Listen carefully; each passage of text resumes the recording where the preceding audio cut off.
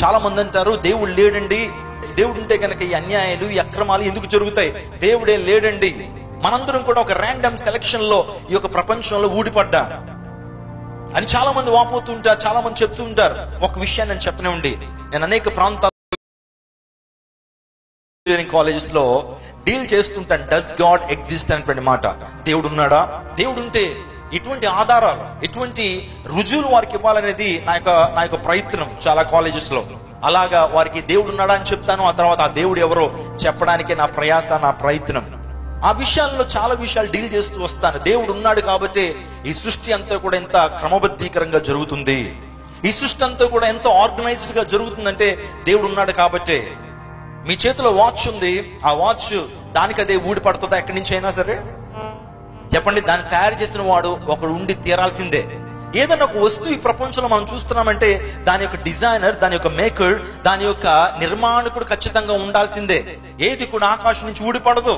After all ఒక చిన్న వాచే దానికి డిజైనర్ ఉంటే, ఈ సర్వ ప్రపంచంలో నక్షత్రాలు కానివ్వండి, సూర్య చంద్రులు కానివ్వండి, ఈ యొక్క గెలాక్సీలో, ఈ యొక్క సౌర కుటుంబంలో ఉన్నటువంటి అబ్బురపరిచేటువంటి అనేకమైన అంశాలు మీకు తెలుసా? మనకి భూమికి అతి దగ్గరగా ఉన్నటువంటి నక్షత్రం సూర్యుడు. భూమి కంటే కొన్ని కోట్ల మైళ్ళ దూరంలో ఉన్నాడు. నక్షత్రాలు ఒక్కొక్కటి కూడా భూమి కంటే చాలా పెద్దవిగా ఉన్నాయి. ఈరోజు దేవుడు ఉన్నాడు కాబట్టి ఈ సృష్టి అంతా కూడా ఇంత ఆర్గనైజ్డ్ గా జరుగుతుంది, క్రమబద్ధీకరంగా జరుగుతుంది. Do you know what is the meaning of God? దేవుడు అంటే ఎవరు అని ఆలోచన చేస్తే మన వేదం చెప్తుంది దివ్యతి ఇతిహ దేవః అన్నారు. దేవుడు అంటే ప్రకాశించేవాడు. ఆయన ప్రకాశించేవాడు కాబట్టి సూర్యునిలో ప్రకాశతను పెట్టాడు, నక్షత్రాల్లో ప్రకాశతను పెట్టాడు, చంద్రుల్లో ప్రకాశతను పెట్టాడు. Since is a light, he has given light to the every creation. ఈ ప్రపంచంలో ప్రతి దానికి కూడా ఆయన వెలుగునిచ్చాడు అనేటువంటి వాస్తవాన్ని గమనించండి. ఒకసారి ఐజాక్ న్యూటన్ అనేటువంటి శాస్త్రవేత్త ఉన్నాడు, మీకు అందరికి బాగా తెలుసు.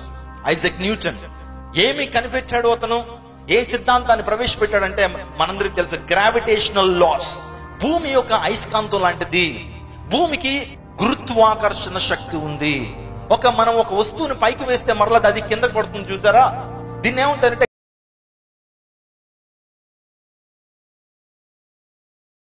శక్తి ద్వారా ఈ రోజున విమానాలు కానివ్వండి, రాకెట్స్ కానివ్వండి, లేకపోతే మనం వాడుతున్న ప్రతి టెక్నాలజీ కూడా అదే బేస్. అతడు ప్రవేశపెట్టినటువంటి గ్రావిటేషనల్ లాస్ ఈ ప్రపంచానికి గొప్ప శాస్త్రీయ అభివృద్ధిని తీసుకొచ్చే అంటంలో ఏ విధమైన సందేహం లేదు. ఆ వ్యక్తి యేసుక్రీస్తు ప్రభు యొక్క devotee, is the devotee of lord Jesus Christ. ప్రతి దినము కూడా దేవుని వాక్యాన్ని చదువుతుండేవాడు, దేవుణ్ణి ఆరాధిస్తుండేటువంటి వాడు. మీలో చాలా మంది అనుకుంటారు యేసుక్రీస్తు ప్రభుని ఆరాధిస్తున్నటువంటి వారు కేవలం తక్కువ కులస్తులండి, ఏమి చదువు రానటువంటి వారు ఉంటారు కదా, వారు మాత్రమే యేసుక్రీస్తు ప్రభుని ఆరాధిస్తారు.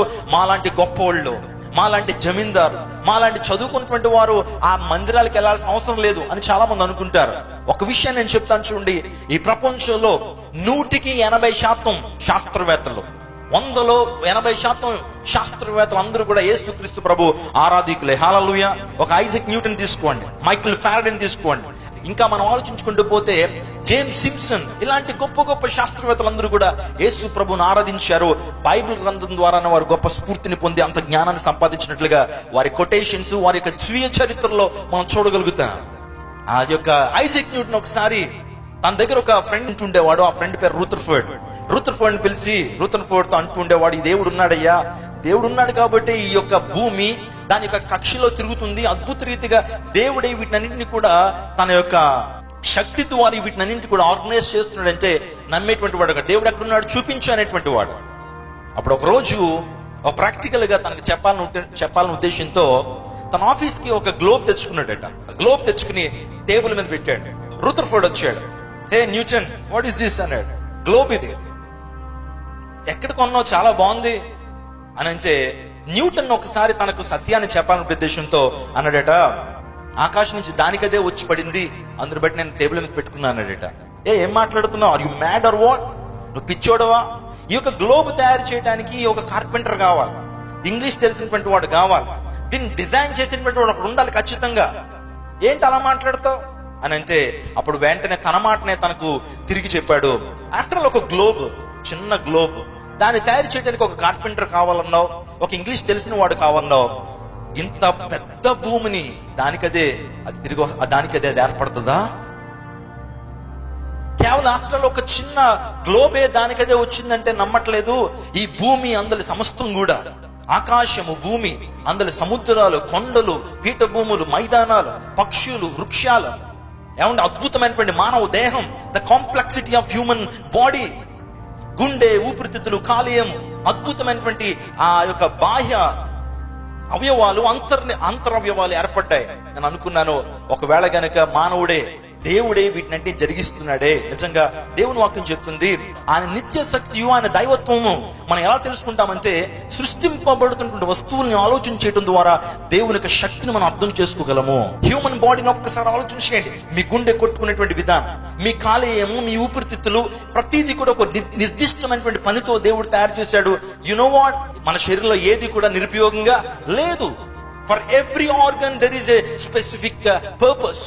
ప్రతి ఆర్గానికి, ప్రతి అవయవానికి ఒక నిర్దిష్టమైనటువంటి పర్పస్ ఉంది, ఉద్దేశంతో దేవుడు మనం కలుగు చేశాడు. ఒకవేళ కనుక ముక్కే కనుక ఇక్కడ లేకుండా మరొక చోట ఎక్కడైనా ఉందనుకోండి, దానివల్ల ప్రయోజనం ఉంటుందా? ఎగ్జాక్ట్లీ ముక్కే ఇక్కడ ఎందుకు ఉండాలి? ముక్కు ఇక్కడ లేకపోతే ఈ వెనకాల మెడ దగ్గర ఉంటే పరిస్థితి ఎలా ఉంటది? మనం తినేటువంటి ఆహారం వాసన చూడగలమా? నువ్వు పెట్టుకున్నటువంటి కళ్ళజోడికి ఎక్కడ స్టాంప్ చేస్తావు? మనం కళ్ళజోడు పెట్టుకుంటున్నాం కదా, ఎక్కడ నిలబడుతుందండి అది? ముక్కే తప్పుడు ఇక్కడ లేదనుకోండి, ఎలా నిలబడుతుంది?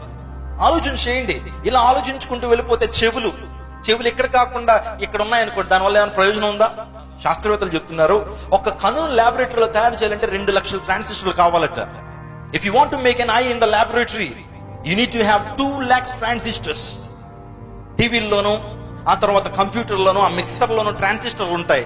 ఒక్క కన్ను ల్యాబొరేటరీలో ఒక శాస్త్రవేత్త తయారు చేయాలంటే ఎన్ని లక్షల ట్రాన్సిస్టర్లు కావాలి? 2 లక్షలు. అంటే మన కంట్లో ఎన్ని లక్షల ట్రాన్సిస్టర్లు ఉన్నాయి? 4 లక్షల ట్రాన్సిస్టర్లు ఉన్నాయి. ఏమండి, ఈ నిర్మాణం ఎవడన్నా చేయగలడా? ఏ మానవుడి కన్నా సరే ఇంత గొప్ప నిర్మాణం చేయటం వచ్చా? ఆలోచించండి. ఇన్ని విషయాలు ఎందుకు చెప్పాను తెలుసా? దేవుడు ఖచ్చితంగా ఉన్నాడు. హల్లెలూయా, హల్లెలూయా. దేవుడు ఉన్నాడు కాబట్టి మనం ఉన్నాం. దేవుడు నిన్ను ప్రత్యేకమైన విధానంలో నిన్ను తయారు చేశాడు. God has a special plan and purpose in your life. నీ జీవితంలో దేవునికి ఒక ప్రత్యేకమైన ప్రణాళిక ఉంది. అందును బట్టే ఈ ప్రపంచం దేవుడు నిన్ను తయారు చేశాడు. అందరి వల్ల నిన్ను తయారు చేయాల. ఏమండి, ప్రపంచంలో ఇప్పుడు 750 కోట్ల మంది మనుషులు జీవిస్తున్నారు. ప్రతి మనిషిలో కూడా వ్యత్యాసాన్ని మనం చూస్తుంటాం. మన యొక్క పూర్వకాలంలో చాలా మంది పుట్టారు, కొన్ని కోట్ల మంది పుట్టారు, చచ్చిపోయారు. ఇప్పుడు కొంతమంది పుడుతున్నారు, రాబోయే తరాల్లో కూడా చాలా మంది పుడతారు, చచ్చిపోతారు. కానీ ఇన్ని కోట్ల మంది మనుషుల్లో నీవు ఈ ప్రపంచంలో నీవు ఒక్కడివే. నీకు ఒక ప్రత్యేకమైన స్థానం ఉంది. నువ్వు ప్రత్యేకమైన విధానంలో తయారు చేయబడ్డావు. ఏమండి, నీకు వలె ఈ ప్రపంచంలో మరొకరు లేరు. నీ రూపాన్ని కలిగేటువంటి వారు, నీకులా స్వరం ఉండేటువంటి వారు మరొకరు లేరు. పాల్ ఇమాన్యుల్ అనబడినటువంటి నేను ఈ ప్రపంచంలో ఒక ప్రత్యేకమైనటువంటి వ్యక్తిని. Because God has a special plan and purpose in my life. దేవుడు నా జీవితంలో ఒక ప్రత్యేకమైన ప్రణాళిక ఉంది. యు నో వాట్, నీ చేతిలో ఉన్నటువంటి వేలు ముద్రలు మరొకరికి ఉండవు. అందును బట్టి మన యొక్క హ్యూమన్ పాస్వర్డ్ ఏం తీసుకుంటారో తెలుసా? ఫింగర్ ప్రింట్స్ తీసుకుంటారు.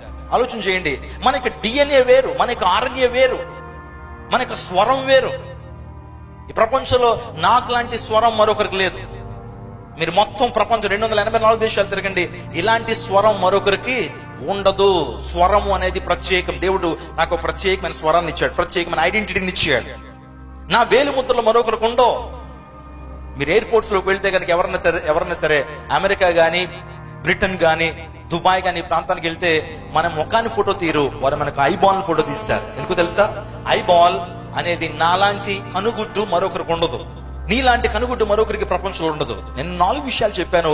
ఈ 4 విషయాలను బట్టి దేవుడిని ప్రత్యేకమైన వ్యక్తిగా దేవుడు చేశాడు. గట్టిగా చప్పట్లు కొట్టి దేవుని మహిమపరచండి. God has made you with a special plan and purpose. You are a unique person.